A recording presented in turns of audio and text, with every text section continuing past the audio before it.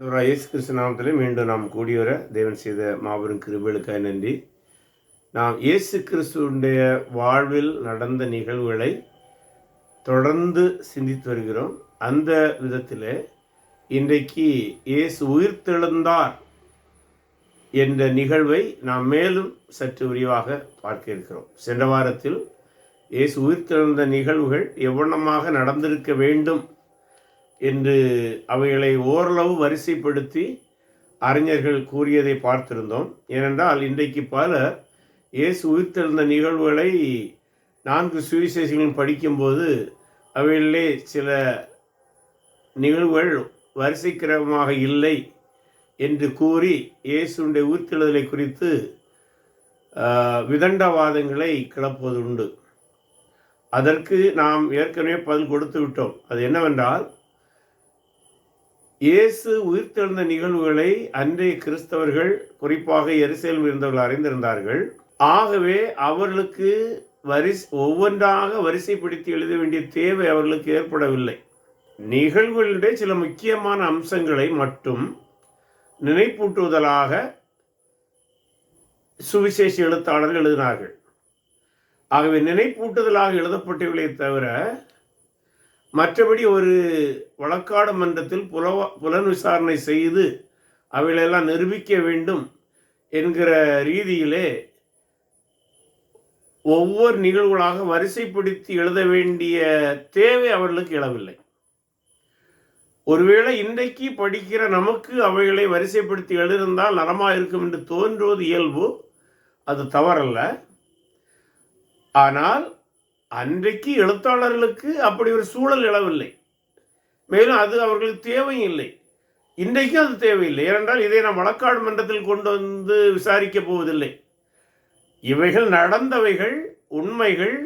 அது நடந்தபோது சில இவண்ணமான முக்கியமான நிகழ்வுகள் நடந்தன என்பவைகளை மட்டும் பதிவிடுகிறார்களே தவிர ஒவ்வொன்றாக வரிசைப்படுத்தி எழுதவில்லை. அவர்களுக்கு எழுத வேண்டிய தேவையில்லை. நமக்கும் இன்றைக்கு விசுவாசத்திற்கு அப்படி எழுத வேண்டிய தேவையில்லை. ஏனென்றால் நாம் இங்கே நீதிபதிகளாகவும் இருக்கவில்லை, புலன் விசாரணைக்காரர்களாகவும் இருக்கவில்லை. நடந்தவைகளுக்கு சில சான்றுகளை எழுத்தாளர்கள் கொடுத்து விட்டார்கள். அந்த சான்றுகள் வேதாகமத்திலே புதிய ஏற்பாட்டில் இருக்கிறது. அந்த சான்றுகள் நம்முடைய நம்பிக்கைக்கு போதுமானதாக இருக்கிறது.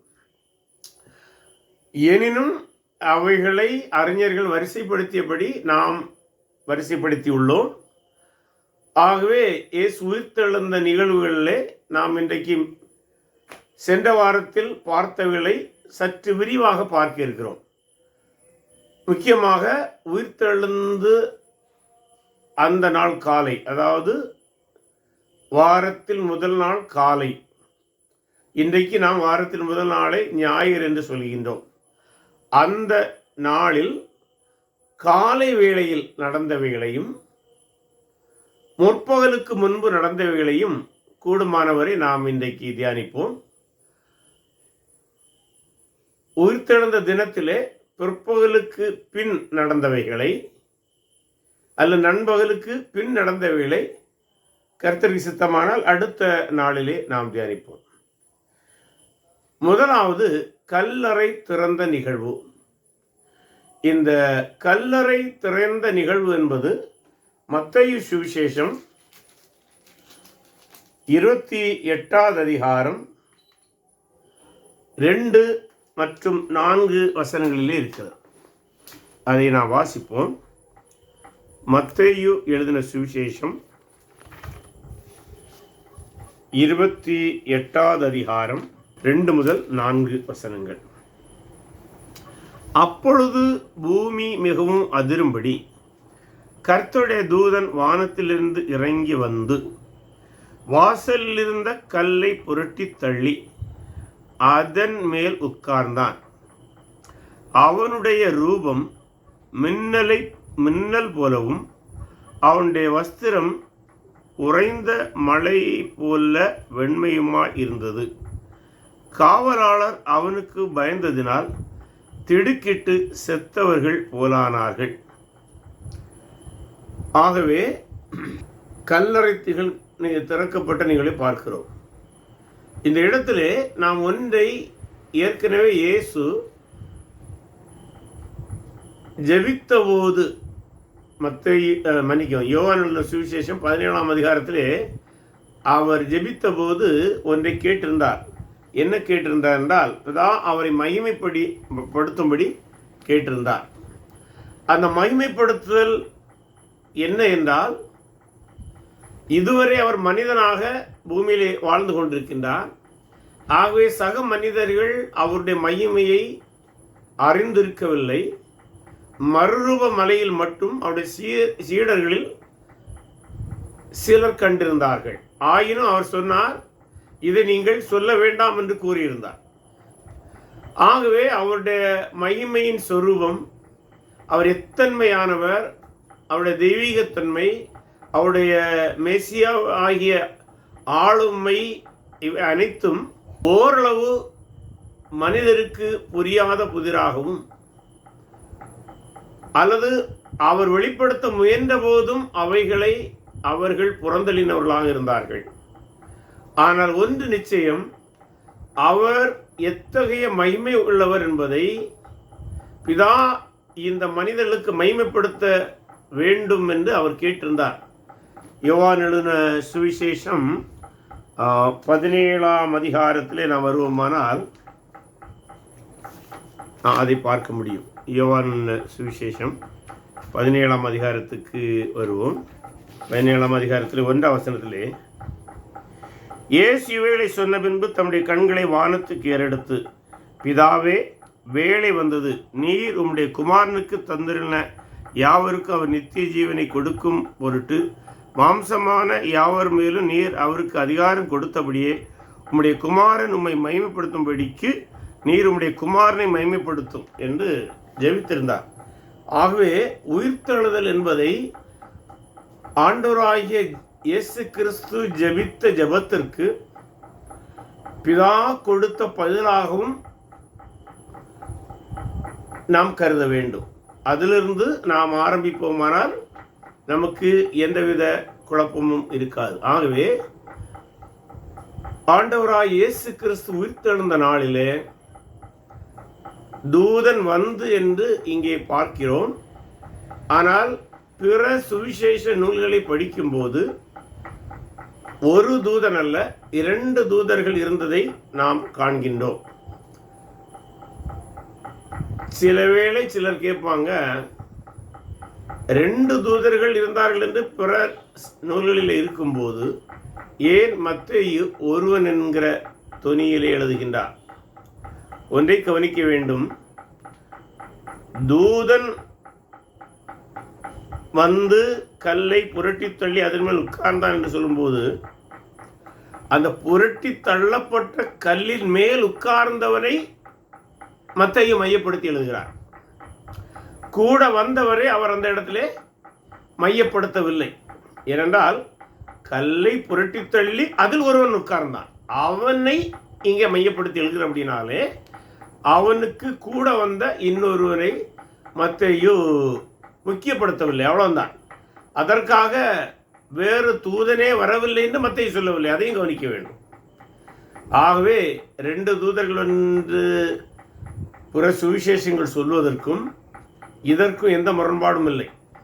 ஏன் முரண்பாடு இல்லை என்றால், வந்தது 2 தூதர்கள் தான். ஆனால் 2 பேரும் அந்த கல்லில் உட்காரவில்லை, புரட்டி தள்ளப்பட்ட கல்லில் உட்காரவில்லை. ஒருவர் மட்டும் புரட்டி தள்ளப்பட்ட கல்லின் மேல் உட்கார்ந்தான். அந்த புரட்டி தள்ளப்பட்ட கல்லின் மேல் உட்கார்ந்த தூதனுக்கு முக்கியத்துவம் கொடுத்து எழுதுற அப்படின்னாலே மற்றவர் என்ன செய்தார் என்பதை குறித்து மத்தேயு எழுதாமல் விட்டு விடுகிறார். அது அவருடைய உரிமை. பொதுவாக பத்திரிகைகளிலே நிருபர்கள் செய்திகளை எழுதும்போது நீங்கள் ஒரே நாளில் நடந்த நிகழ்வுகளை 4 பத்திரிகைகளை படிப்பீர்களாயில் அதனுடைய முக்கிய செய்தி ஒன்றாகத்தான் இருக்கும். ஆனால் அதற்குள்ளாக நீங்கள் படித்து செல்லும்போது சின்ன சின்ன அதை சார்ந்த சிறு நிகழ்வுகளை சில எழுத்தாளர்கள் சில நிருபர்கள் விட்டிருப்பார்கள்.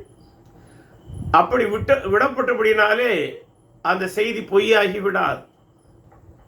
அதுபோலத்தான் மத்தேயு உட்கார்ந்த தூதனுக்கு முக்கியத்துவம் கொடுத்து எழுதுற அப்படின்னாலே மற்றதை விட்டு விடுகிறார். பிற சுவிசேஷ எழுத்தாளர்கள் வந்த மொத்த 2 தூதர்களை குறித்து சற்று விரிவாக எழுதியுள்ளார்கள். ஆகவே இதிலே எந்த முரண்பாடும் இல்லை. இந்த தூதர்கள்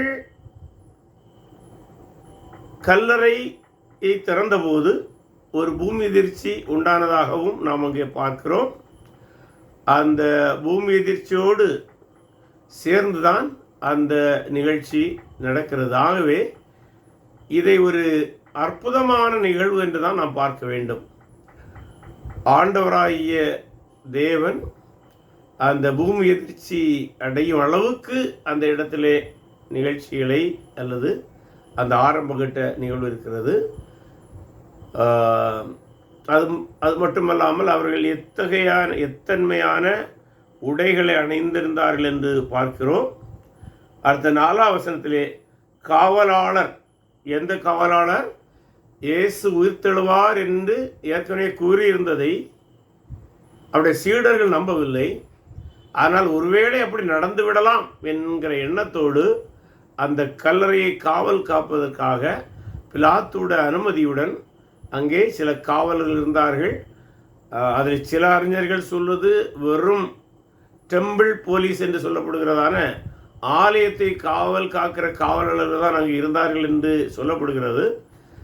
ஆனால் 12ஆம் வசனத்தை படிக்கும்போது இவர்கள் மூப்பரோடே கூடி வந்து ஆலோசனை பண்ணி சேவர்களுக்கு வேண்டிய பணத்தை கொடுத்து என்று வருகிறது.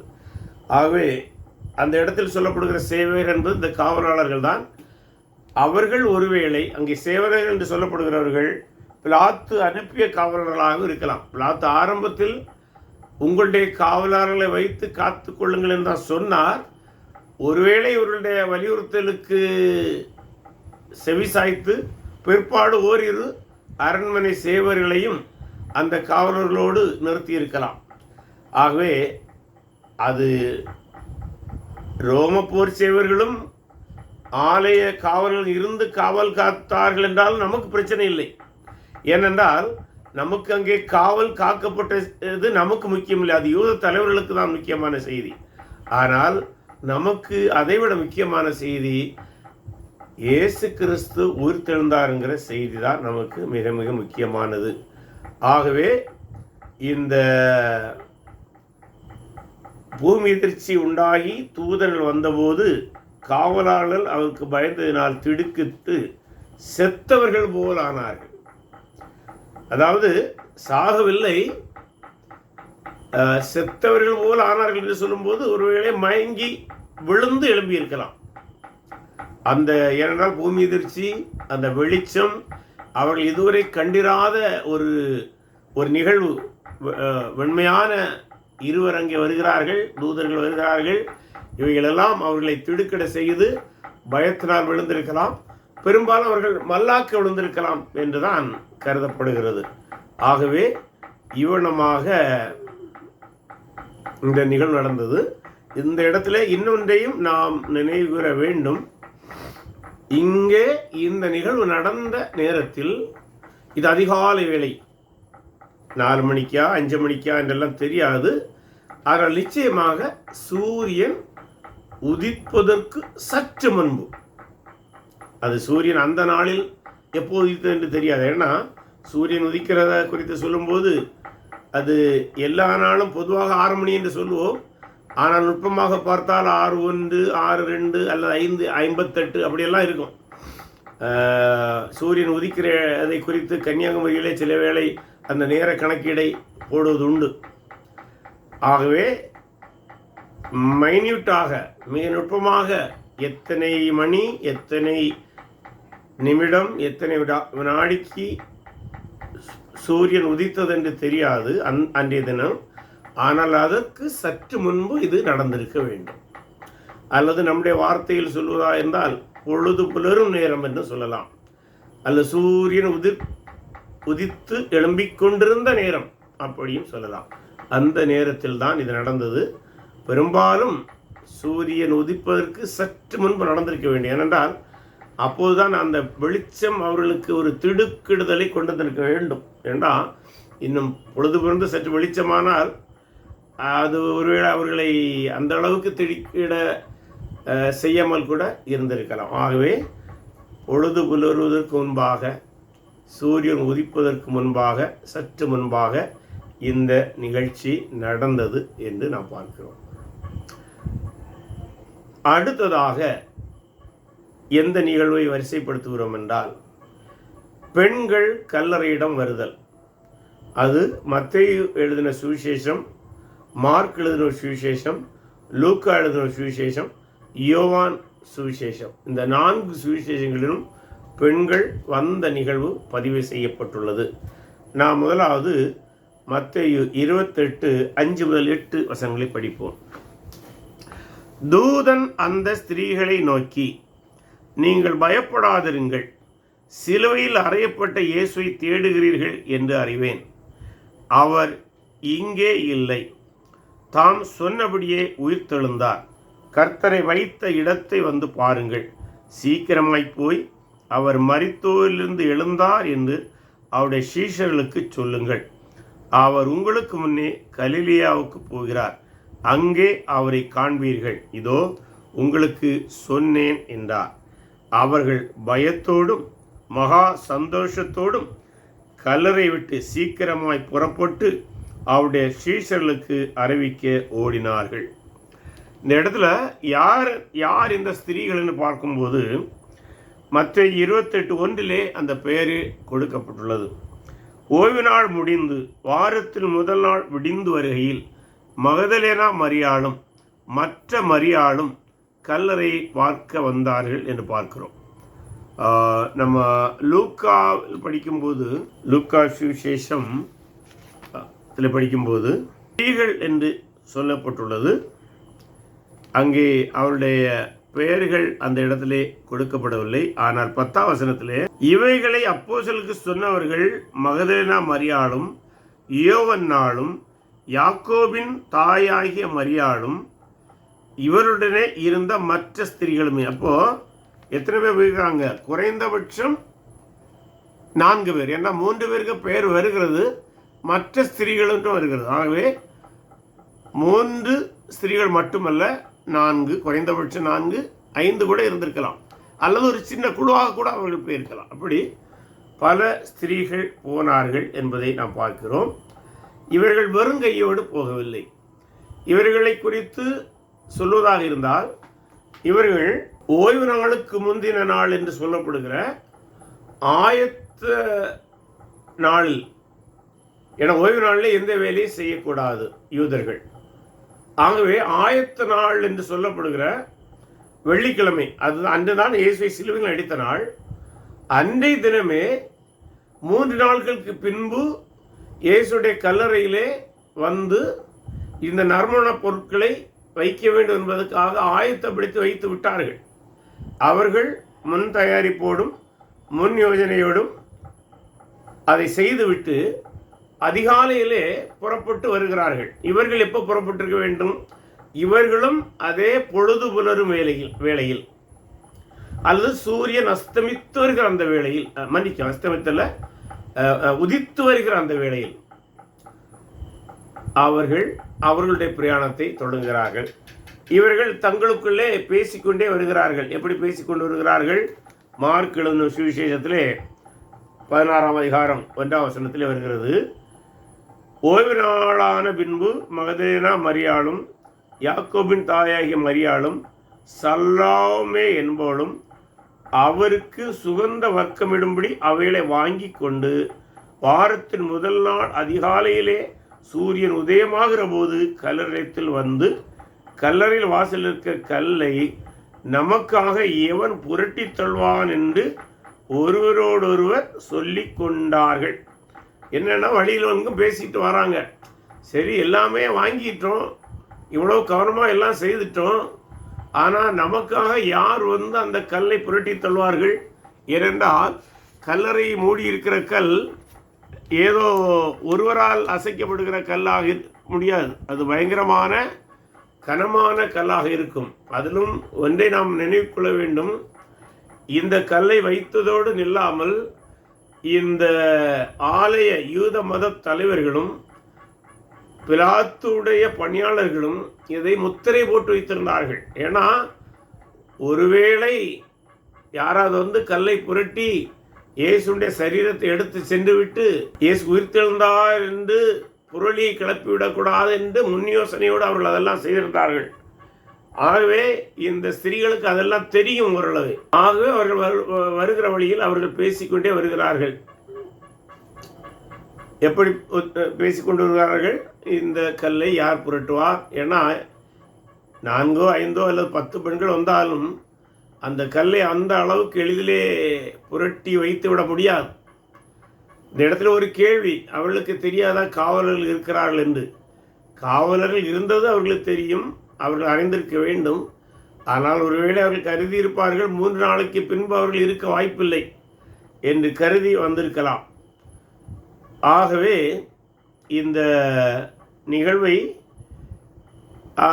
ஸ்திரீகள் யார் தங்களுக்கு அந்த கல்லை புரட்டி தழுவாருங்கிற பேச்சு பேசிக்கொண்டே அவள் வருகிறார்கள். அவள் வரும்போது என்ன நடந்ததென்றால் 5ஆம் வசனத்தை படிப்போம். மத்தேயு.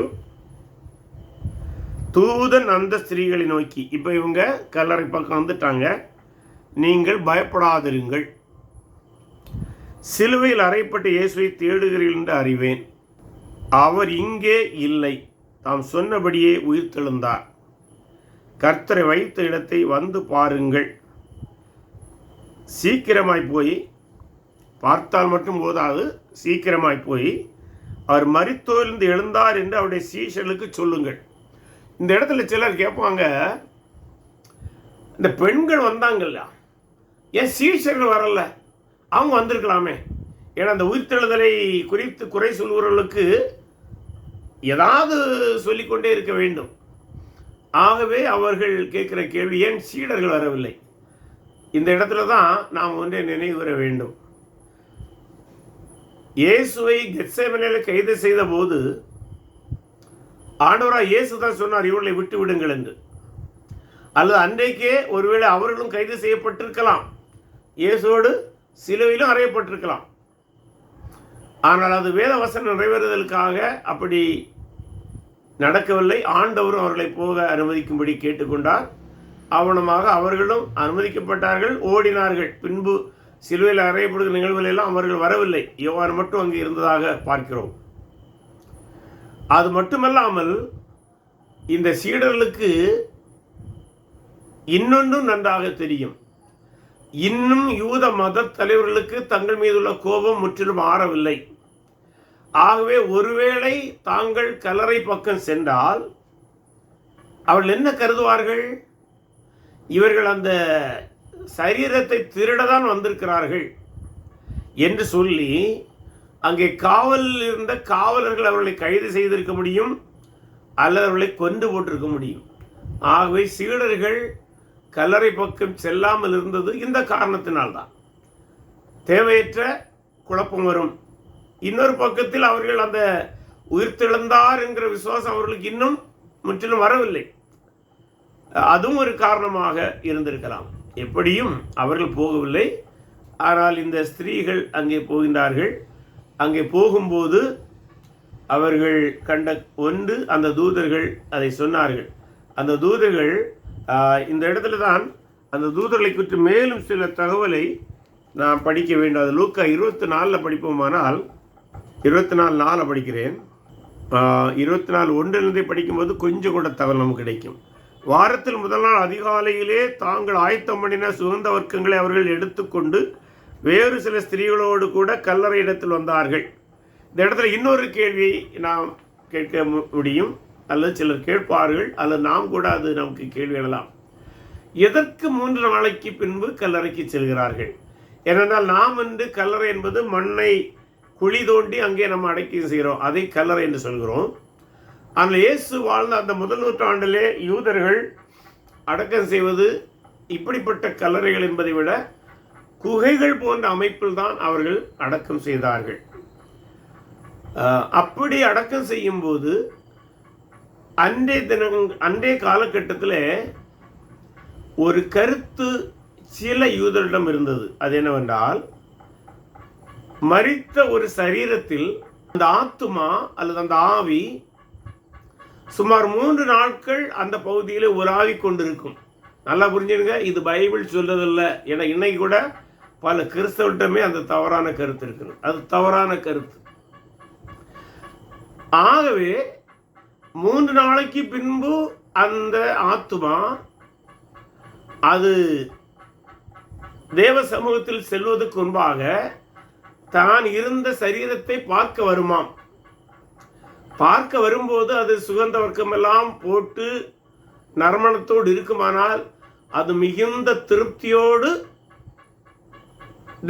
தேவ சமூகத்துக்கு சென்று விடும் என்கிற ஒரு ஐதீகம் அல்லது ஒரு தவறான நம்பிக்கை வேத வசனத்தில் எங்குமே சொல்லப்படாத ஒரு நம்பிக்கை இருந்தது. ஆகவே தான் பல வேளைகளிலே யூதர்கள் இந்த 3 நாளுக்கு பின்பு வந்து அந்த சரீரத்தை சுகந்த வர்க்கமிட வருவது. அதே ஐதீகத்தின்படி, அதே நம்பிக்கைப்படி, மீண்டும் இந்த நம்பிக்கை தவறான நம்பிக்கை. வேதவசனம் பழைய ஏற்பாடிலோ புதிய ஏற்பாடிலோ அங்கீகரிக்காத ஒரு நம்பிக்கை. என்னென்றால் இந்த தேகத்தை விட்டு பிரிந்த மறு வினாடியே நம்முடைய ஆவி தேவ சமூகத்துக்கு சென்று விடுகிறது. அதான் பவுல் சொல்கிறார் அல்லவா, இந்த தேகத்தை விட்டு பிரிந்து தேவனோடு இருக்க எனக்கு அதிக ஆவல் உண்டு என்று ஒரு இடத்துல சொல்லுவார் தன்னுடைய நிருபங்களிலே. ஆகவே எந்த ஆவியும் இந்த உலகத்திலே அலைந்து கொண்டிருக்காது. மரித்த ஆவிகள் எந்த ஆவியுமே இந்த பூமியில் உலவி கொண்டிருக்காது. லூக்கா 16ஆம் அதிகாரத்தில் கூட அந்த ஐஸ்வர்யவான் லாசரு அந்த நிகழ்விலே கூட லாசருடைய ஆவி ஆபிரகாமுடைய மடியாகிய ஆறுதல் இடத்துக்கு செல்கிறது. ஐஸ்வர்யனுடைய ஆவி எங்கே செல்கிறது? பாதாளத்துக்கு செல்கிறது. ஆவி பூமியிலே உலாவவில்லை. ஆனாலும் முதல் நூற்றாண்டிலே அப்படி ஒரு கருத்து இருந்தது, மறுக்க இயலாது. ஆகவே அந்த கருத்தின் அடிப்படையிலே இந்த பெண்களும் அதை நம்பியிருப்பார்கள். பொதுவாக பரிசேய சமய வகுப்பினரிடம் இந்த நம்பிக்கை அதிகமாக இருந்தது. அவர்களுக்கு உயிர்த்தெழுதலில் நம்பிக்கை உண்டு. ஆகவே இந்த ஸ்திரீகளும் ஒருவேளை அந்த பரிசேய மத நம்பிக்கையிலே அதிகம் நம்பிக்கை கொண்டவர்களாக இயேசு கிறிஸ்து சரீரத்தை சுகந்த வர்க்கமிட்டு அந்த ஆத்மா ஆவி நிம்மதியோடு செல்ல வேண்டும் என்கிற எண்ணத்தோடு வருகிறார்கள். இவர்களும் ஒன்றை மறந்து விட்டார்கள். இயேசு சிலுவையிலே இருக்கும்போதே என்ன சொல்லியிருந்தார்? பிதாவே, உமது கரங்களில் எனது ஆவியை ஒப்பு கொடுக்கிறேன் என்று சொல்லியிருந்ததை இவர்கள் மறந்து விட்டார்கள் போலும். சரி, எப்படி அவர்கள் அங்கே வரும்போது அங்கே கல்லறை வருகிறாங்க. வரும்போது கல்லறை அடைக்கப்பட்டிருந்த கல் புரட்டி தள்ளப்பட்டிருக்கிறதை கண்டு லூக்கா 24 உள்ளே பிரவேசித்து கர்த்தராகிய இயேசுவின் சரீரத்தை காணாமல் அதை குறித்து மிகுந்த கலக்கமடைந்திருக்கையில், இங்கே வரும்போது இவங்க என்ன பேசிக்கொண்டு வந்தாங்க? கல்லை யார் திறப்பார்கள் என்று. ஆனால் இவங்க வரைக்கு முன்னாலே கல்லறை திறந்திருக்கிறது. காவலர்கள் எல்லாம் பயந்து ஓடிட்டாங்க. அடுத்ததாக அங்கே யாரும் இல்லை. பிரகாசமுள்ள வஸ்திரம் தரித்த 2 பேர் அவர்கள் அருகே நின்றார்கள். அந்த ஸ்திரீகள் பயப்பட்டு தலை கவிழ்ந்து தரையை நோக்கி நிற்கையில், பெண்கள் அல்லவா, இவங்க அழகான ஆண்களாக இருக்கிறார்கள். அவர்கள் அதை சிலர் சொல்கிறாங்க, இந்த தூதர்கள் ஆரம்பத்திலே அவர் உள்ளே போகும்போது காட்சி அளிக்காமல் இருந்தார்கள். பின்பு என்றால் தூதர்கள் ஒரே வினாடியில் மறையவும் காட்சி அளிக்க முடியும். அது தேவன் அவர்களுக்கு கொடுத்திருந்த ஒரு விசேஷித்த திறமை. அது தேவ கட்டளையின்படி மட்டும் அப்படி செய்வார்கள். ஆகவே இவர்கள் நுழைந்த போது அவர்கள் மறைந்து இருந்திருக்கலாம். உள்ளே சென்று பார்த்துவிட்டு வரும்போது மீண்டும் அவர்கள் அங்கே தோற்றமளிக்கின்றார்கள். இவர்களுக்கு அவர்கள் தூதர்கள் என்று தெரியாது. அந்த ஸ்திரீகள் பயப்பட்டு தலைகவிழ்ந்து தரையை நோக்கி நிற்கையில் அந்த 2 பேரும், இங்கே பாருங்க 2 பேர் என்று இவர் சொல்றார், மத்தேயு சொல்லல. அந்த 2 பேர் அவர்கள், அந்த 2 பேரும் அவர்களை நோக்கி, உயிரோடு இருக்கிறவரை நீங்கள் மரித்த இடத்தில் தேடுகிறது என்ன? பாருங்க, ரொம்ப அருமையான வார்த்தைகள். மனுஷகுமார் அவர் இங்கே இல்லை, அவர் உயிர் தெழுந்தார். மனுஷகுமாரன் பாவிகளான மனுஷர் கைகளில் ஒப்பு கொடுக்கப்படவும் சிலுவையில் அறையப்படவும் 3ஆம் நாளில் எழுந்திருக்க வேண்டும் என்பதாக அவர் கலிலேயாவில் இருந்த காலத்தில் உங்களுக்கு சொன்னதை நினைவுகூருங்கள் என்றார்கள். ஏற்கனவே சொன்னார்ல, அதை நினைவுகூருங்க சற்று. அப்பொழுது அவர்கள் அவருடைய வார்த்தைகளை நினைவுகூர்ந்து கல்லறை விட்டு திரும்பி போய், இப்போ என்ன பண்ணுறாங்க, இந்த பெண்கள் திரும்பி போக ஆரம்பிக்கிறார்கள். திரும்ப போய் அந்த சங்கதிகளை எல்லாம் 11 மற்றொருவருக்கும் அறிவித்தார்கள் என்று வருகிறது. ஆகவே இந்த செய்தியை கேட்ட உடனடியாக இந்த பெண்கள் புறப்படுகிறார்கள், கல்லறையை விட்டு புறப்படுகிறார்கள். புறப்பட்டவர்கள் சீடரிடம் பெண்கள் நடந்ததை கூறுகிறார்கள். இது லூக்கா 24:9-12 மேலும் சற்று விரிவாக சொல்லப்பட்டுள்ளது. லூக்கா 24:9-12 யோவான் 20:2-10 அவர்கள் தூதரிடம் சீடர்களிடம் சென்று சொன்ன நிகழ்வு சற்று விரிவாக சொல்லப்பட்டுள்ளது. என்ன சொன்னாங்க அதை படிப்போமா? லூக்கா 9 படிப்போம். கல்லறை விட்டு திரும்ப போய் இந்த சங்கதிகளை எல்லாம் 11 மற்றொருவருக்கும் அறிவித்தார்கள். இவைகளை அப்போஸ்தலருக்கு சொன்னவர்கள் மகதலேனா மரியாளும் யோவன்னாளும் யாக்கோபின் தாயாகிய மரியாளும் இவருடனே இருந்த மற்ற ஸ்திரீகளுமே. இவருடைய வார்த்தைகள் அவர்களுக்கு வீண் பேச்சாக தோன்றினதனால் அவர்களை நம்பவில்லை. பேதுருவோ எழுந்திருந்து கல்லிடத்திற்கு ஓடி அதற்குள்ளே குனிந்து பார்க்கையில் சீலைகளை தனிப்பட வைத்திருக்க கண்டு சம்பவத்தை குறித்து தன்னில் ஆச்சரியப்பட்டு போனார். இந்த இடத்துல இந்த நிகழ்ச்சியை நம்ம மேலும் சற்று விரிவாக படிக்கும்போது, இந்த பெண்கள் திரும்ப வரும்போது மகதலேனா மரியாள் மட்டும் சற்று வேகமாக ஓடி வருவான். எல்லாரும் சேர்ந்து போனாங்க, எல்லாரும் சேர்ந்து தான் அந்த இடத்த திரும்புகிறாங்க. ஆனால் மகதலேனா மரியாள் மட்டும் சற்று வேகமாக ஓடி வந்து என்ன செய்வார்டா, பேதுருவிடம் யோவானிடம் சொல்லுவார். சீனரிடம் சொன்னார்னு வைத்துக்கொள்ளலாம். அதில் பேதுரும் யோவானும் சேர்ந்து தான் போவாங்க, மற்றவங்க போகலை. ஏன்னா அவங்களுக்கு இதில் அவ்வளோ விசுவாசமும் கிடையாது. அதனால தான் நம்ம யோவானை படிக்கும்போது, யோவான் 20 படிக்கும்போது 2ஆம் வசனத்தை படிக்கிறேன். யோவான் 22 உடனே அவள் ஓடி, அதாவது இங்கே மகதலேனா மரியாள் தான் மையப்படுத்துகிறேன், ஏன்னா அவள் தான் முதல்ல ஓடினது. சீமோன் பேதுருவிடத்திலும் இயேசுக்கு அன்பாக இருந்த மற்ற சீஷனிடத்திலும் போய் கர்த்தரை கல்லறையிலிருந்து எடுத்து கொண்டு போய்விட்டார்கள், அவரை வைத்த இடம் எங்களுக்கு தெரியவில்லை என்றார். எவ்வளவு நகைப்புக்கிடமானது. தூதர்கள் இவர்கள்ட்ட என்ன செய்தி சொன்னாங்க? அவரை எடுத்து கொண்டு போகவில்லை, அவர் சொன்னபடி உயிர்த்தெழுந்தார். இன்னும் தெளிவாக சொன்னால், அவர் கலிலேயாவில் இருக்கும்போது உங்களுக்கு கற்றுக் கொடுத்திருந்தாரே, சிலுவையில் அறையப்பட்டு உங்களுடைய பாவங்களுக்காக சிலுவையில் அறையப்பட்டு 3ஆம் நாள் உயிர்த்தெழுவேன் என்று அவர் சொல்லியிருந்தாரே, அதை நினைத்து பாருங்கள் என்றெல்லாம் சொல்லி தான் அனுப்புகிறாங்க. ஆனால் இந்த ஸ்திரீகள் அதை நம்பவில்லை. ஏன்னா அவங்களுக்கு அப்பா தூதரிடம் தெரியாது, ஏதோ ரெண்டு ஆண்கள் என்று நினைத்து கொண்டார்கள். அதற்கு இன்னொரு காரணமும் உண்டு. இங்கே அடுத்த ஒரு முதல் நூற்றாண்டுடைய தவறான நம்பிக்கை இருந்தது. அது என்னவென்றால், அன்றைய காலகட்டத்திலே சிலுவையில் அறையப்பட்டு மரிக்கிறவர்களை பொதுவாக கல்லறையில் அடக்கம் செய்ய மாட்டார்கள். அதாவது அதனுடைய பொருள் உரிய மரியாதையுடன் அடக்கம் செய்ய மாட்டார்கள். சரி, அப்படின்னா என்ன செய்வாங்க?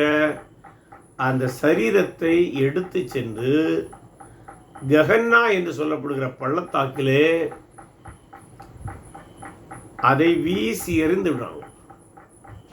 ஏன்னா ஒருவன் குற்றவாளியாக மரிப்பானால் அவனை வைக்கிற கல்லறை முதல் தீட்டுப்பட்டுவிடும் என்கிற ஒரு, எந்த இடத்துல பணம் வச்சாலும் அந்த இடம் தீட்டுப்படும். எதனால? அதில் நோய் நொடிகள் இருக்கலாம், அந்த விதத்தில் தான். ஆகவே மரியாளுக்கு ஒரு சின்ன சந்தேகம் வந்திருக்கலாம். என்ன சந்தேகம்?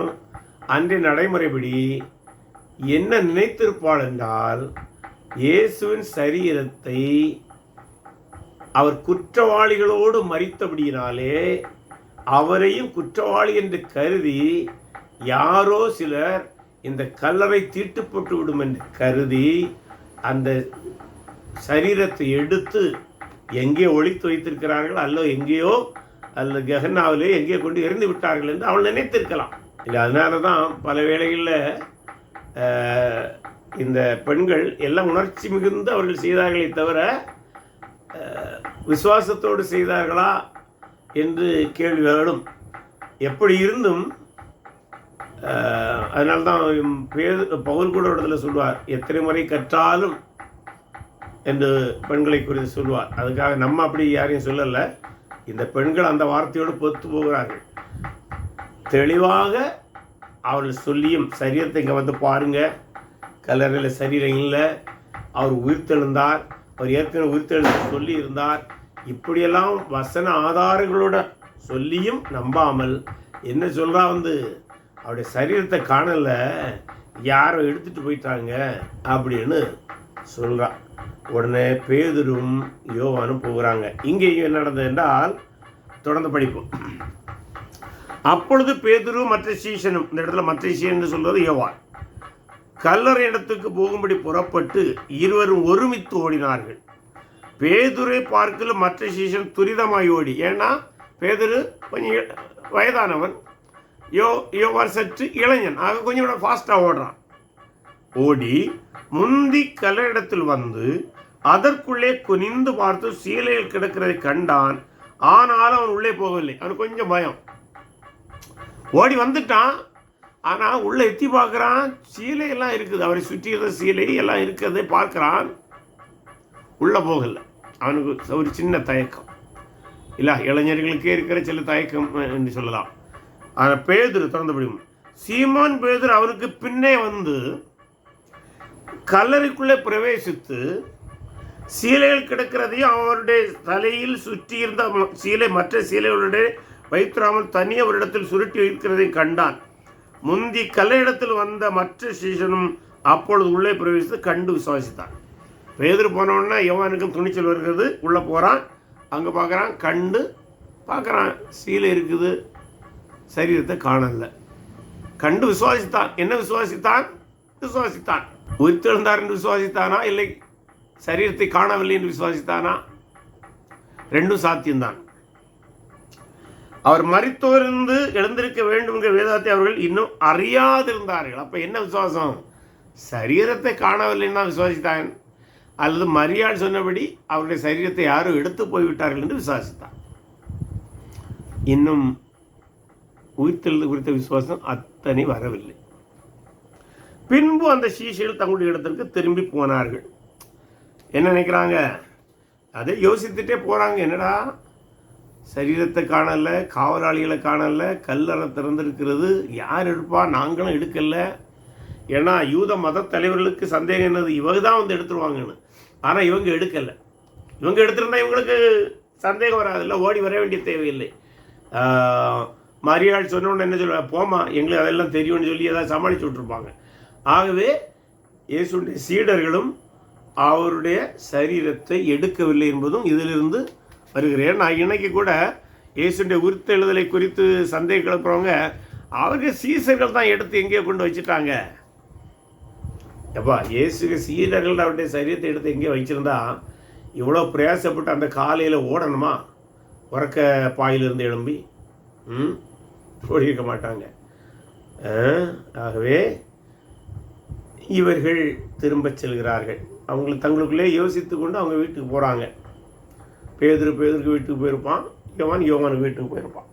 சரி, அந்த சூழலில் உயிர்த்தெழுந்த இயேசு மரியாளுக்கு காணப்படும். அப்படின்னா என்னன்னா, இப்போ சற்று மீண்டும் நினைவுறும். பூமி எதிர்ச்சி உண்டாகிறது, கல்லறை திறக்கப்படுகிறது, இயேசு உயிர்த்தெழுந்த சரீரம் அங்கே இல்லை. அது எப்போ உயிர்த்தெழுந்தே தெரியாது. கல்லறை திறக்கப்பட்டதான் சொல்லப்பட்டிருக்கிறது. இயேசுடைய சரீரம் அதுக்கு முன்பு கூட உயிர்த்தெழுந்து போயிருக்கலாம். புரிஞ்சல்லா? அது ஏன்னா யாரும் காணலை. இயேசுடைய சரீரம் உயிர்த்தெழுந்து போன பின்பு கூட கல்லறையை தூதர்கள் திறந்து வச்சிருக்கலாம். இந்த பெண்கள் வராங்க, உள்ள போய் பார்க்குறாங்க, ஒன்றும் இல்லை. அப்படி தயங்கி நிற்கும்போது 2 தூதர்கள் அவங்க வராங்க. அவர்கள் தூதர்கள் நினைக்கல, உயிர்த்தெழுந்த சொல்கிறாங்க, திரும்ப போகிறாங்க. அதில் மதலின் அவர்கள் வேகமாக ஓடி பேதுருட்டையும் யோவான்ட்டையும் சொல்கிறாங்க. மற்ற பெண்கள் சற்று ஸ்லோவாக தான் அவங்க நடந்து போகிறாங்க. தங்களுக்குள்ளாக யோசித்து போகிறாங்க.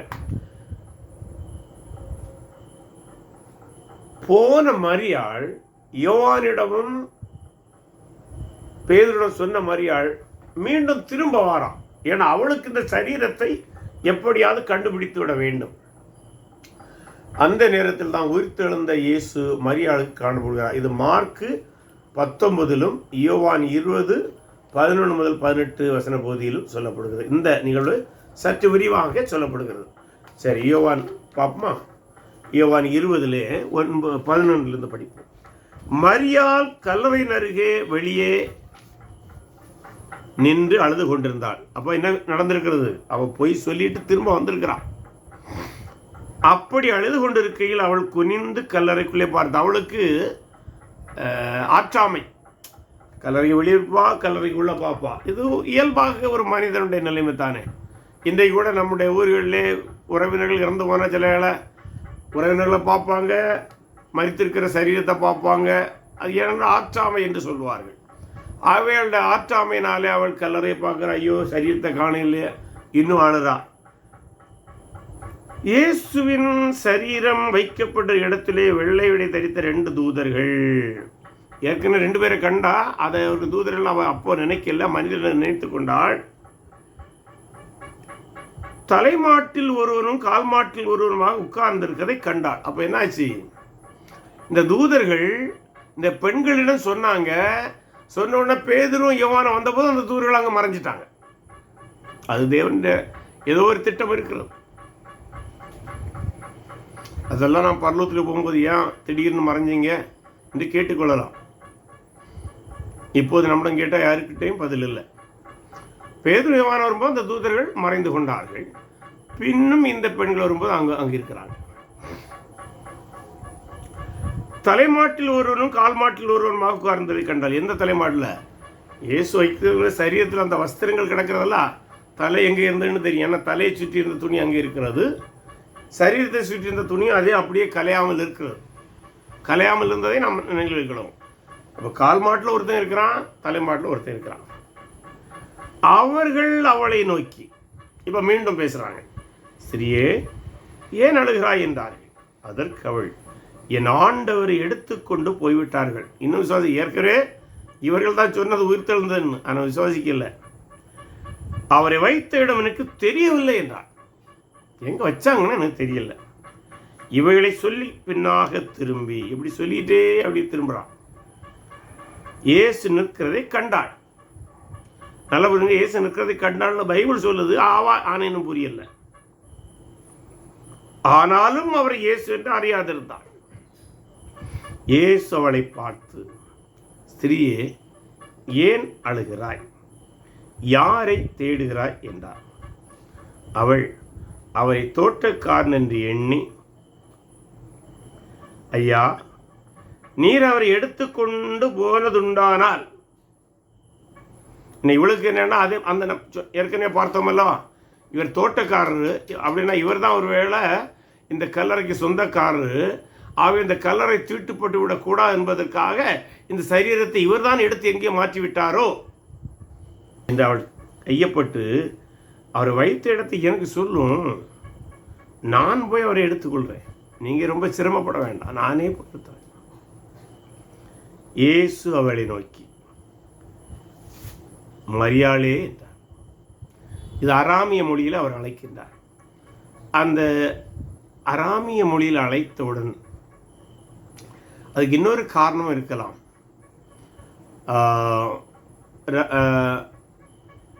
கலிலேய பகுதியில் பேசுகிற பேச்சு வழக்கும் எருசலேம் பகுதியில் பேசுகிற பேச்சு வழக்கும் வித்தியாசம். ஆக இந்த பேச்சு வழக்குலே அவர் மரியாதை என்று கூப்பிட்ட உடனே இது யூதருடைய பேச்சு வழக்கல்ல, அந்த துணி வேறாக இருக்கிறது. அது ஒன்று. ரெண்டாவது, மரியாளே என்று அந்த ஒவ்வொருவரும் ஒரு விதமாக அழைப்பார்கள் அல்லவா, அப்படி அழைத்த அந்த துணி அவளுக்கு ஒன்றை காட்டிவிட்டது, இது தோட்டக்காரல்ல, எனது இயேசு அல்லவா என்னை இப்படி அழைப்பார். ஆகவே அவள் உடனே அவள் திரும்பி பார்த்து ரபூனி என்றார். இதுவும் அராமிய வார்த்தை. ரபூனி என்றால் அதற்கு போதகரே என்று அர்த்தமாம் என்று அங்கே நாம் பார்க்கின்றோம். தொடர்ந்து நாம் படிக்கும்போது இயேசு அவளை நோக்கி என்னை தொடாதே என்று சொல்லும்போது சிலர் சொல்கிறாங்க அவள் கட்டி அணைக்க போனா அந்த சந்தோஷத்தை மிகுதியினால் ஒரு சகோதரி ஒரு சகோதரனை கட்டி அணைப்பது போல அவள் கட்டி அணைக்க சென்றதாகவும், நான் இன்னும் என் பிதாவிடத்தை ஏறி போகவில்லை, நீ என் சகோதரத்திற்கு போய் நான் என் பிதாவிடத்திற்கும் உங்கள் பிதாவிடத்திற்கும் என் தேவனிடத்திற்கும் உங்கள் தேவனிடத்திற்கும் ஏறி போகிறேன் என்று அவர்களுக்கு சொல்லு என்றார். மரியாள் போய் தன் கர்த்தரை கண்டதையும் அவர் தன்னுடைய சொன்னதையும் அவர் சீசில் எடுத்தார். இது 2ஆம் முறை போய் சொல்லலாம். முதல் தடவை உயிர்த்தெழுந்தார் என்று தூதர்கள் சொன்னாங்க. ஆனால் அங்கே போய் அவர் சொன்னது வேறு. என்ன சொன்னா? சரீரத்தை காணலே யாரும் எடுத்து போயிட்டாங்கன்னு சொன்னான். அது இந்த முறை என்ன சொன்னா? இயேசு உயிர்த்தெழுந்தார், அவர் எனக்கு தரிசனமானார் என்று இப்போதான் சீசர்கள்ட்ட சொல்றதை நாம் பார்க்கின்றோம். இவ்வளமாக மரியாளுக்கு ஆண்டவர் உயிர்த்தெழ பின்பு முதலாக காட்சியளித்ததை நாம் இங்கே பார்க்கின்றோம். இதில் ஒன்று நாம் அறிந்து கொள்ள வேண்டும். மரியாளுக்கு முன்பு யாரும் காட்சி அளித்திருக்கலாமா? அது பைபிள் பதிவு செய்யப்படவில்லை. ஆகவே அதுதான் பார்த்தோம்ல, வரிசைக்கிரமாக பதிவு செய்யப்பட்டிருக்கிறா என்று கேட்டால் நமக்கு தெரியாது. ஆனால் நடந்த நிகழ்வுகளை இதுவரை பார்க்கும்போது நிச்சயமாக மரியாளுக்கு தான் அது முதலாவது அவர் தோன்றியிருக்கின்றார், காட்சி அளித்திருக்கின்றார். ஏன்னா அவன் போய் தான் சீசலுக்குன்னு சொல்கிறான். அதனால் வேறு யாருக்கும் அதன் முன்பு சாட்சி அளித்தார் என்று தேவையற்ற கற்பனையை நமக்கு தேவையில்லை. அடுத்ததாக பிற பெண்களாய் உயிர்த்தெழுந்ததை சந்தித்தார். அதை இந்த சுவிசேஷங்களை பதிவு செய்யவில்லை. மத்தேயு மட்டும் அதை தன்னுடைய நூலிலே பதிவு செய்துள்ளார். அதை நம்ம படிப்போமா? மத்தேயு 28:9-10 வசனங்களிலே அது வருகிறது. படிப்போம். அவர்கள் அவருடைய சீசர்களுக்கு அறிவிக்க போகிற போது, இந்த இடத்துல அவர்கள் யாரு? மற்ற பெண்கள். முதல்ல நம்ம மரியாளுக்கு மேட்ரு முடிஞ்சு. ஏன்னா அவள் முதல்ல வேகமாக ஓடிவிட்டு இயேசுடைய சரீரத்தை காணலைன்னு யோவானுட்டையும் பேதுட்டு சொல்லிட்டு மீண்டும் திரும்பி வந்து கல்லறை போயிட்டான். இந்த ஸ்திரீகள் தான் போனதும் மெதுவா வருகிறதும் மெதுவா. அதில் சில என்ன நடக்கிறது? அவர்கள் அவருடைய சீசர்களுக்கு அறிவிக்க போகிற போது, இதில் முதலாவது இந்த பெண்கள் சற்று பயந்து சொல்லாமல் இருந்துட்டாங்க. பிறகு சுதாரித்து கொண்டு மீண்டும் சீசர்கள்ட்ட இவர்கள் உயிர்த்தெழுந்ததை பற்றி சொல்ல போகிறாங்க. அப்போதுதான் நடக்கிறது இந்த நிகழ்ச்சி. அறிவிக்க போகிற போது இயேசு தாமே அவர்களுக்கு எதிர்பட்டு வாழ்க என்றார். யார? இந்த மற்ற ஸ்திரீகளை பார்த்து. இந்த இடத்துல மரியாள் இல்லை. அவர்கள் கிட்ட வந்து அவர் பாதங்களை தழுவி அவரை பணிந்து கொண்டார்கள். அப்பொழுது இயேசு அவர்களை நோக்கி, பயப்படாதிருங்கள், நீங்கள் போய் என் சகோதரர் கலிலேயாவுக்கு போகும்படி அவர்களுக்கு சொல்லுங்கள், அங்கே அவர்கள் என்னை காண்பார்கள் என்றார். அப்போ இந்த நிகழ்ச்சி எப்படி? இது 2ஆவது சாட்சி. முதல்ல மரியாளுக்கு காட்சி கொடுத்துட்டு அங்கேயும் அதை தான் சொன்னார். சீடம் போய் சொல்ல சொன்னார். இவர்கள்ட்ட என்ன சொன்னார்? நீங்களும் சீடன் சென்று சொல்லுங்கள், கலிலேயாவில் உங்களை சந்திப்பதாகவும் அவர் சொன்னார். இப்படியாக இயேசு அந்த பெண்களுக்கும் காட்சியளித்தார். இப்படி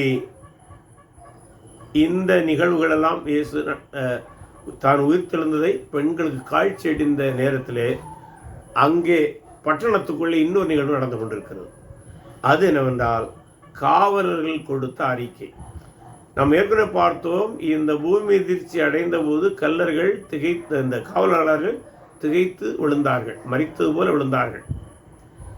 இவங்க சுதாரித்து எழும்பி பட்டணத்துக்குள்ளே போய் யூத மத தலைவர்கள் ஆசாரின்னு சொல்கிறாங்க. அதை நம்ம எங்கே படிக்கிறோம் என்றால், அதையும் மத்தேயு எல்லாம் அதை பதிவு செய்கிறார். மத்தேயு 28ஆம் அதிகாரம் 11-15 வசனங்கள். அவள் போகையில் காவற்சேவரில் சிலர் நகரத்துக்குள்ளே வந்து நடந்த யாவற்றையும் பிரதான ஆசாரிக்கு அறிவித்தார்கள். என்ன அறிவித்தாங்க?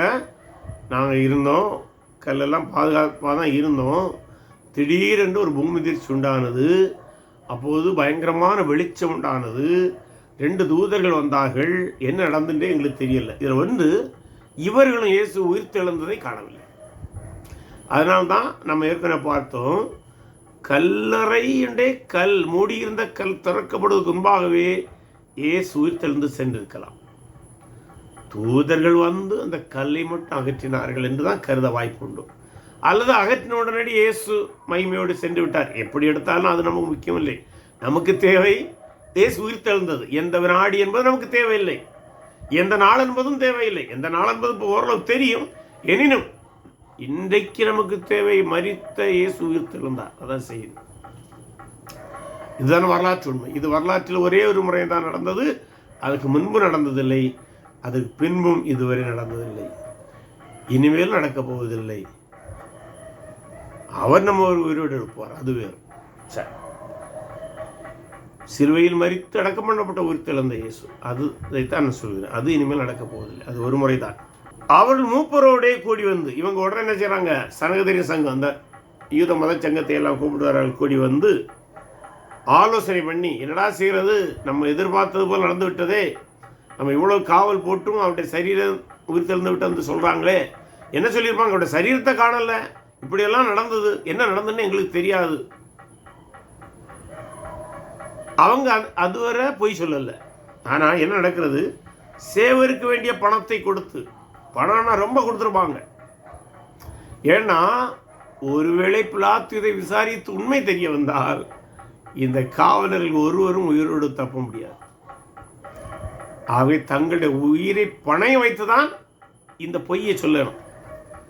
என்ன சொன்னாங்க, பணத்தை கொடுத்து நாங்கள் நித்திரை பண்ணுகையில் அவனுடைய சீசில் ராத்திரியில் வந்து அவனை களவாய் கொண்டு போய்விட்டார்கள் என்று சொல்லுங்க. அதாவது நாங்கள் இப்படி ஒரு பொய்யை சொல்லுவோம், யாராவது உங்கள்கிட்ட வந்து கேட்டால் ஆமாம் அப்படி தான் நடந்ததுன்னு சொல்லிடுங்கன்னு செட்டப் பண்ணுறாங்க. பொய் சாட்சி சொல்ல வைக்கிறாங்க, தேவையான பணத்தை கொடுக்குறாங்க. ஒன்று புரிஞ்சுடுங்க.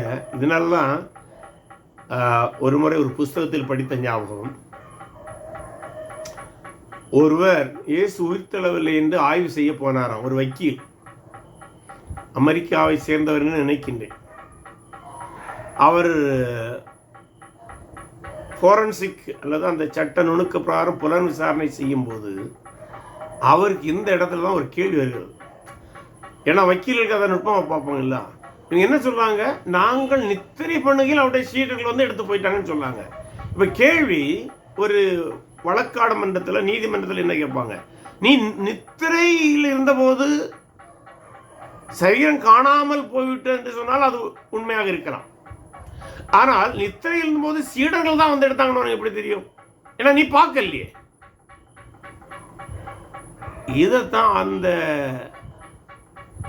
விசாரணைக்காக அல்லது இயேசுவினுடைய உயிர்த்தெழுதல் நிகழ்வுகளை ஆய்வு செய்ய அந்த வக்கீலுக்கு ஸ்ட்ரைக் ஆகி சிந்தனையில் வந்து, ஐயோ இது பச்சை பொய்யா இருக்கிறது. எந்த பச்சை பொய்? நித்திரை பண்ணும்போது காணாமல் போய்விட்டது என்று சொன்னால் உண்மை. ஆனால் நித்திரை பண்ணும்போது சீடர்கள் தான் எடுத்து போனாங்கன்னு உனக்கு எப்படி தெரியும்? கோர்ட்டில் அப்படி தானே கேட்பான். நீ தான் நித்திரை பண்ணேன்னு சொல்லல, அப்போ சீடர்கள் வந்தாங்கன்னு எனக்கு எப்படி தெரியும்? ஆக அதுவே அது பொய் என்று காட்டி விடுகிறது. ஆகவே கொண்டு போய்விட்டால் என்று சொல்லுங்கள். இது தேசாதிபதிக்கு கேள்வியானால், ஏன்னா விசாரிச்சா உங்களுக்கு சிக்கல். அதான் பிலாத்துக்கு தெரிய வந்தால் நாங்கள் அவரை சம்மதப்படுத்தி அவனுக்கு மனம் கொடுப்போம் கொடுத்து உங்களை தப்புவிப்போம், உங்களுக்கு தலபாகம் பார்த்துக்கொள்கிறோம் என்றார்கள். அவர்கள் பணத்தை வாங்கி கொண்டு தங்களுக்கு போதிக்கப்பட்டபடியே செய்தார்கள். இந்த பேச்சு யூதருக்குள்ளே இந்நாள் வரைக்கும் பரிசுத்தமாக இருக்கிறது. இதனால்தான் இந்த நிகழ்ச்சியெல்லாம் விசாரித்த இந்த சனகதரின் சங்கத்தில் கூட பலர் பெந்தேகோஸ்து நாளிலே கிறிஸ்துவர்கள் ஆனாங்கிற ஒரு கருத்து இருக்கிறது, ஆசாரியர் உட்பட. ஏற்கனவே சனகதரின் சங்கத்தில் இருந்த 2 பேர் இயேசுக்கு சார்பானவர்கள், நிக்கதேமையும் அரிமத்தியவரனாகிய யோசேப்பும்.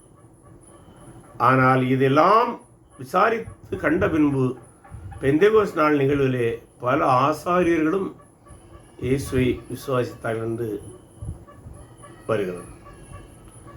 ஆகவே இந்த காவலர்கள் ஒரு பொய் அறிக்கை கொடுத்தார்கள். அந்த பொய்யறிக்கையை ஆய்வு செய்தாலே அவர் உயிர்த்தெழுந்தார் என்பது உறுதியாகிறது. ஏனென்றால் இரவிலே சீடர்கள் வரவில்லை, இவர்களும் அதை காணவில்லை, ஆனால் பொய் சொல்கிறாங்க. அந்த பொய்யே இயேசு உயிர்த்தெழுந்தார் என்பதை மெய்ப்பிக்கிறது. நல்லா புரிஞ்சுங்க, காவலர்களுக்கு அறிவுறுத்தப்பட்ட பொய்யே இயேசு உயிர்த்தெழுந்தார் என்பதை மெய்ப்பிக்கிறது. ஆச்சரியமாக இருக்கிறது. ஆகவே இந்த நிகழ்வுகள் எல்லாம் இயேசு உயிர்த்தெழுந்த நிகழ்வு நாளில் காலை வேளையிலே நடந்தவைகள். இனி நமக்கு அதன் பின்பு சில நிகழ்ச்சிகள் மூலம் இயேசு தன்னை உயிர்த்தெழுந்தவராய் காண்பித்தார். அவைகளை கர்த்தர் சித்தமான நாம் அடுத்த நாளிலே தியானிப்போம்.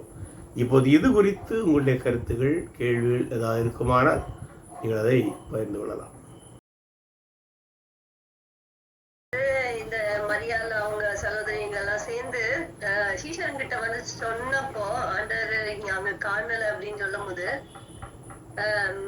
சீஷருங்க ஓடி போனதுக்கு இன்னொரு காரணம் கூட சொல்றாங்க. அதாவது அந்த காலத்துல பெண்களுடைய வார்த்தைய வந்து நிறைய பேரு அத வந்து ஏற்றுக்கொள்ள மாட்டாங்களா, நம்ப மாட்டாங்களா.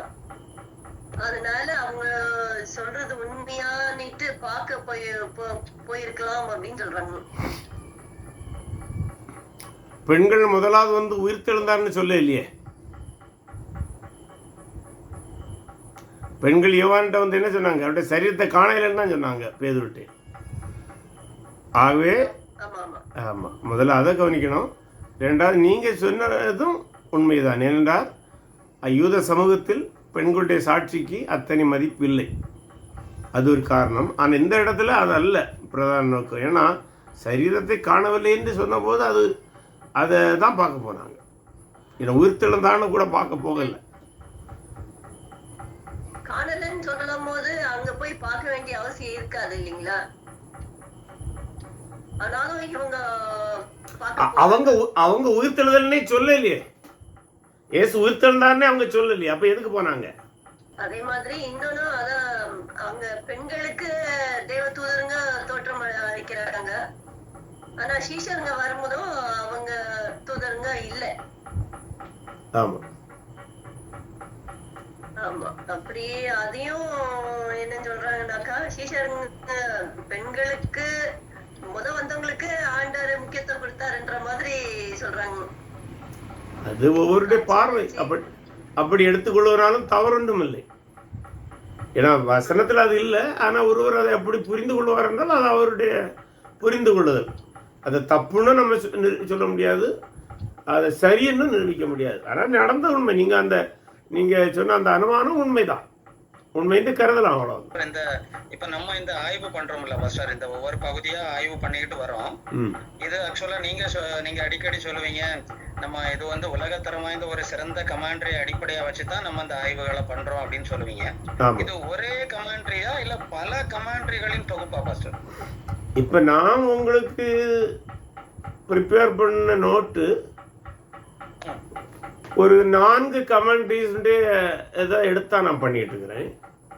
ஓகே ஓகே, அதான் கேட்ட மாஸ்டர். ஏன்னா நம்ம சாதாரண ஒரு தனி மனிதனா இவ்வளவு நம்மளால யோசிக்க முடியலையே. ஒரு பேசேஜ் இல்ல எழுதி இருக்கிறாங்க, ஒரே கமெண்ட்ரியில எழுதியிருக்கிறாங்க. பட் நான் உங்களுக்கு ப்ரெசென்ட் பண்ணும்போது ஒரு கமெண்ட்ரி அடிப்படையா வச்சுட்டு மற்ற கமெண்ட்ரிஸ் தான் ரெஃபர் பண்ணி தான் சொல்லிட்டு இருக்கிறேன். நம்ம பல தொகுப்புகளை எடுத்து தான் நம்ம அதை கோர்வையா எடுத்து நல்ல ஒரு கருத்தாளத்தோட ஒரு ஆமா மேக்சிமம். அதாவது என்னுடைய நேரத்துக்கு தக்கதாக இன்னும் டைம் இருந்தா நம்ம நிறைய பண்ணலாம், அதிகமா ஆய்வு செய்யலாம். அது செய்யலாம். ஆய்வு செய்கிறவங்க இருக்கிறாங்க. அவங்க ஒருவேளை இதை விட நல்லா கூட செய்ய முடியும். என்னுடைய நேரத்துக்கு உட்பட்டு நான் பொதுவாக ஒரு பேசிக் கமெண்ட்ரி வச்சிருக்கிறேன். அதை பேஸ் பண்ணி தேவையான இடங்கள்ல மற்ற கமெண்ட்ரிஸில் இதை குறித்து என்ன சொல்கிறாங்கன்னு பார்த்து அதை 4 கமெண்ட்ரிஸை பொதுவாக ரெஃபர் பண்ணிட்டு இருக்கிறேன். ஆக இவைகள் எல்லாம் என்னுடைய கருத்துக்கள் அல்ல, எப்போதும் அப்படி நம்ம புரிய வேண்டாம். இவைகள் நல்ல கற்றறிந்த அறிஞர்கள் சொல்லுகிற கருத்துக்கள் தான். கருத்துக்கள் நல்லா இருக்கு. ஓகே, நமக்கு ஆய்வுக்கு பேஸ்மெண்டா இருக்கு பஸ். ஆனா நம்ம தனி மனிதனா இப்படி யோசிக்க முடியலையே. நம்ம ஒரு குறுகிய வட்டத்துக்குள்ள தானே எப்போதுமே அதனால தானே 4 சுவிசேஷமா நமக்கு தேவைப்படுது. ஒரே சுவிசேஷம் எழுதியிருந்தா நமக்கு இவ்வளவு தகவல் கூட கிடைச்சிருக்காதுல்ல. Correct correct correct. அதான் ஸோ ஆகவே 4 பேர் எழுதுனது நமக்கு பயனுள்ளதாக இருக்கிறது. அதுபோல் நம்மளும் அப்படிதான். ஒரே புஸ்தகத்தை ஒரே கமெண்ட்ரியை படிப்பதை விட ஒரு கமெண்ட்ரியை பேஸாக வச்சுட்டு மற்ற கமெண்ட்ரியும் விளக்க உரைகளை தேவையான ரெஃபர் பண்ணும்போது நமக்கு அந்த ஏன்னா சில வேளை ஒரு அறிஞர் சில கருத்துக்களை வலியுறுத்தி எழுதுவாங்க, இன்னொரு கருத்து அவருக்கு முக்கியம் இல்லாத விட்டுருப்பாங்க, இன்னொரு அறிஞர் அதை முக்கியப்படுத்தி எழுதுவார். அப்போ நம்ம எந்த அளவுக்கு அதிகமான நல்ல விளக்க உரைகள் சொல்லும்போது மீண்டும் ஒரு வார்த்தை சொல்கிறேன், நல்ல விளக்க உரைகள் நாம் பார்க்கும்போது நமக்கு தெளிவான கருத்துக்கள் மேலும் மேலும் தெளிவுபடும். நீங்கள் கூட விரும்புகிறா வேறு விளக்க உரைகளை பார்க்கலாம். இதில் என்னென்னா நல்ல விளக்க உரைகள்னு எதுக்கு சொல்கிறேன்னா, இன்னைக்கு பல விளக்க உரைகள் சரியாக படிக்காதவர்கள் கூட சற்று பணம் இருக்குமானால் ஏனோ தானோ என்று தங்களுக்கு தோன்றியவைகளெல்லாம் எழுதி புஸ்தகங்களாக விளக்க உரைகளாக போடுகிறது இருக்கிறது. யூடியூப் போன்றவைகளில் அல்லது இதர சோஷியல் மீடியாக்களில் அல்லது ஈவன் வெப்சைட் நோட்ஸில் சற்று கவனமாக இருக்க வேண்டும். எல்லாம் தவறுன்னு நான் சொல்லலை, தவறுகள் நுழைவதற்கு வாய்ப்பு இருக்கிறது. அதனால தான் நம்ம சற்று கவனமாக இருக்க வேண்டும். வேற ஒன்றும் இல்லை, கமெண்ட்ரிஸ்ல தான் சொல்லப்பட்டிருக்கு. அதாவது அவங்க தூங்கிட்டு இருக்கும் போது எப்படி அதாவது டிசைபிள்ஸ் ஆண்டோடைய சரீரத்தை எடுத்து போயிட்டாங்க அப்படின்னு சொல்லி ஒரு கேள்வி எழுதல, அது இதே செல்ஃப் கான்ட்ரடிக்டரியா இருக்கு அப்படின்னு சொல்லிட்டு. அதுக்கப்புறம் வேற ஒரு क्वेश्चन கூட பாருங்களேன். would it be likely that all the soldiers were sleeping at the same time? எல்லா சோல்ஜர்ஸும் ஒரே டைம்ல தூங்கிட்டு இருந்திருக்க மாட்டாங்கல்ல? நல்ல கேள்வி. நிச்சயமாக அப்படி தூங்க கூடாது. அதுதான் பாருங்க, அத்தனையுமே பொய். அதனால தான் தேசாதிபதி இதை விசாரிச்சா சிக்கல் வந்துடும். ஏன்டா நீங்க எல்லாரும் தூங்குனீங்களான்னு கேட்டா, ஆமா அது நல்லா சொல்றீங்க. அது என்ன கமெண்ட்ரியில் இருக்கிறது? ஓகே சரி அந்த ரையர் ஸ்டடி பைபிள் இல்லையா? இன்னொரு क्वेश्चन கூட, why would Roman soldiers risk incriminating themselves even for a larger bribe? எவ்வளவு பெரிய ரிஸ்க் எடுக்கறாங்க அவங்க, ஒரு பெரிய லார்ஜ் பிரைப் அவங்களுக்கு கிடைக்குது, ஆமா அதுக்கு இவ்வளவு பெரிய ரிஸ்க் எடுக்கறாங்களே அப்படினு. ஆமா அதான் சொல்றாங்கல்ல, அவர் பெரிய ஹியூஜ் அமௌண்ட் கொடுத்துருக்கணும். ஏன்னா இவனை செத்து போனாலும் குடும்பம் காப்பாற்றப்படணும். அந்த அளவுக்கு இதுல ஆச்சரியம் என்னன்னா, இந்த பணம் யாரு பணம்? ஆலய பணத்தை தான் கொடுக்குறாங்க. அதிகாரிகள் சொந்த பணத்தை எடுத்து கொடுத்துருக்க மாட்டாங்க. நிச்சயமாக ஆலய பணத்தை எடுத்து மிஸ்யூஸ் பண்றாங்க.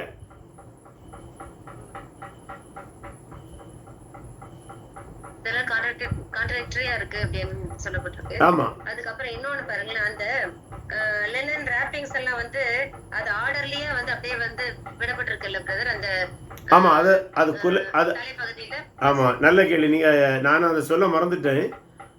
அந்த பேதுரு பார்த்தபோது அவைகளெல்லாம் கலையாமல் இருந்ததுதான் அவனுக்கு ஆச்சரியத்தை ஏற்படுத்துச்சு.